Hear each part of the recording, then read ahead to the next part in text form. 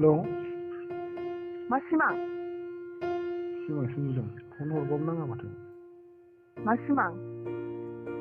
Phone हरबाबो नाङा। Phone हरबाबो नाङा। आं हरफिनबा मानो हमा नोङो? मानो हमाखै हरानो गावहा दहाय फुङावबो हरदोंमोन ना आङो मैयाबो हरदोंमोन ना। हरानो माथो नोंलाय। हरदों दे आङो दासो हमाखै। रिंनाय खोनादोंमोन दहाय फुङाव। ओं हा खोनायाखै? खोनाबाबो मोजां रायलाया। टाइम जानाय जानायसो हरो। ओमफ्राय माथो रायलायाबोलै?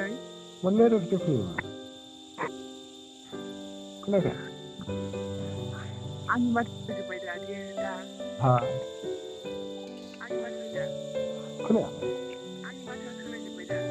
ओं मा जादों? आं दाख्लै साननैसो एसे लोमजादोंमोन आं। ए दा लोमजायाखै? हामबायब्रा दाख्लै जानानै मुलि जानानै। ए खोन्थाहरबानो जायो। ओमफ्राय आं लोमजानायखौसो माबामोन ना मबाइलखौनो चार्ज होनानै थांलाय ए फन बुबाय थादों नाङानो माबाखौ फन हरनायानो टाइम जानाय माबानायखौ रोङि दाबो टाइम जाबायानो। 8:30 थांनो जों